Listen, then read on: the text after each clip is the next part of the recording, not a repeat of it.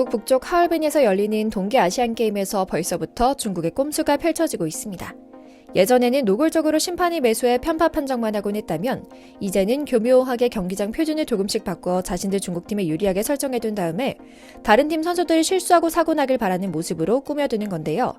여기에 더해 홈 어드밴티지라고도 할 수 있겠지만 정도가 지나칠 정도로 중국 사람들이 한국팀 선수들이 묵는 호텔 앞에서 요란하게 떠들고 자동차, 경적 등 굉음인에서 수면을 방해하는 일까지 비일비재하게 일어나고 있죠.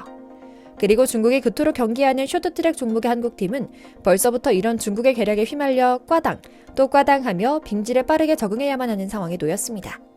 그래서 오늘은 대체 중국의 얼음판은 어떻게, 얼마나 뭐가 다른지에 대한 중국의 꼼수 이야기 이모저모를 전해드리려고 합니다. 먼저 잠시 저희 광화문 브리핑 구독 설정도 부탁드리고요. 중국 사람들은 아예 사고방식이 다릅니다. 기존의 틀을 깨는 창의적인 사고가 가능한 민족이었던 것 같은데요. 이들은 얼음판 자체를 바꿔버립니다. 물론 원래 그런 건 이해할 수 있습니다. 홈 어드밴티지를 확실하게 살리기 위해 홈구장의 조그만 특성이라도 익숙하게 만드는 적응 훈련 말입니다. 하지만 이건 불법과 합법의 아주 얇은 경계선을 서 있는 듯한 모습이었습니다. 이미 7일부터 쇼트트랙 경기는 시작됐습니다. 남녀 1500m 준준결승, 남녀 500m, 1000m 예선, 혼성 2000m 계주 준준결승과 준결승이 이어졌거든요. 게다가 이번 대회 쇼트트랙에만 걸린 금메달은 총 9개로 한국은 6개 이상의 금메달을 따는 걸 목표로 세우고 있기 때문에 처음부터 확실한 적응과 스퍼트 올리기가 중요한 상황이었죠. 하지만 한국 쇼트트랙의 목표를 이루려면 3중고를 넘어야 하는 상황입니다. 3가지 꼼수를 넘어야만 한다고 말씀드리는 게 좋을까요? 가장 경계하는 것은 중국의 홈터스입니다. 중국은 굵직한 국제대회에서 이상하리만큼 엄청난 열등감을 보이며 한국을 무척 경계합니다. 안방에서 열리는 대회에서는 이런 모습이 극심하게 두드러지곤 하는데요. 특히나 선수 간의 접촉이 생겨 조금의 힘만 가해지거나 방해해도 큰 사고로 이어질 수 있는 쇼트트랙에서는 판정에 대한 논란이 빚어지고는 하는데요. 그동안 베이징 동계올림픽을 포함해 중국에서 열리는 국제대회에서는 늘 유독 중국 선수들에게만 유리한 판정이 쏟아져 나와 논란을 불러일으키곤 했던 건데요. 앞서 말씀드린 것처럼 대표적인 것이 베이징 동계올림픽 사건입니다.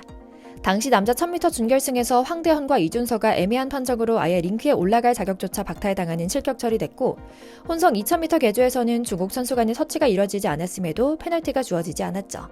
편파 판정 논란 때문에 한국이 발칵 뒤집혔던 기억이 아직도 생생한데요. 중국의 반칙은 종목을 가리지 않고 유구한 역사가 있는 만큼 소치 동계올림픽 때도 유명한 반칙왕이 등장합니다. 박승희의 몸을 잡으려는 손동작을 대놓고 하는 등 수많은 반칙 행위로 구설에 올랐던 중국 여자 대표팀의 판커신도 마녀에 가까운 플레이를 펼치죠. 중요한 것은 그녀가 이번 대회에도 다시 복귀해 출전한다는 점일 테고요. 그런데 중국의 이런 방해는 비단 반칙뿐이 아니었습니다. 아주 치밀하고 추접스러운 반칙도 자행합니다. 당장 이번 대회 준비 과정에서부터 이미 한국 대표팀은 은근한 홈터스를 겪었는데요. 이번 대회 쇼트트랙 종목은 모두 오전에 시작합니다. 7일에는 오전 9시부터, 8, 9일에는 오전 10시부터 레이스가 펼쳐지는 것부터 말입니다. 아니, 이거 들어보시죠. 당장 수험생들은 수능 준비할 때 실제 시험 시간에 맞춰 해당 과목 공부를 하는 훈련을 하기도 하는데요. 중국은 한국팀을 모든 훈련 시간을 오후에 배정하는 겁니다. 경기가 치러지는 오전에는 어느 나라 팀이 받았냐고요? 당연히 중국 공산당이죠.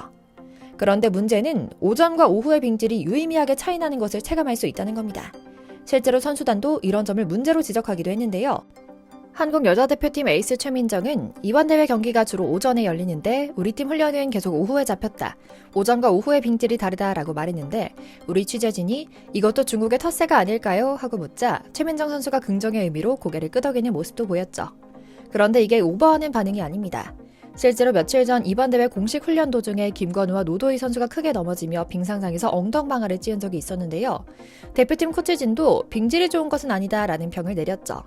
여론을 의식해서였는지 6일 마지막 공식 훈련 때는 중국에서 관리를 해줘서 빙질 상태를 다시금 올리는 꼼수를 부렸지만 말입니다. 그런데 외신들은 이게 오히려 더 위험하다고 입을 모아 말합니다.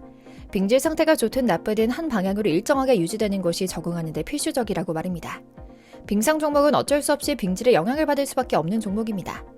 선수 개인의 기량이 한국이 비교 불가하게 월등히 좋지만 앞으로 치고 나가는 타이밍이 됐을 때 다리에 주는 힘의 양과 각도를 면밀하게 조절해야 치고 나갈 수도 있는 것인데 언제는 너무 매끄럽고 언제는 너무 거칠다면 적응하기 어려운 상황이 펼쳐지는 겁니다.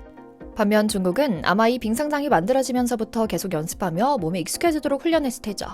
물론 우리 대표팀 선수들은 빵빵한 기량으로 당당한 모습입니다.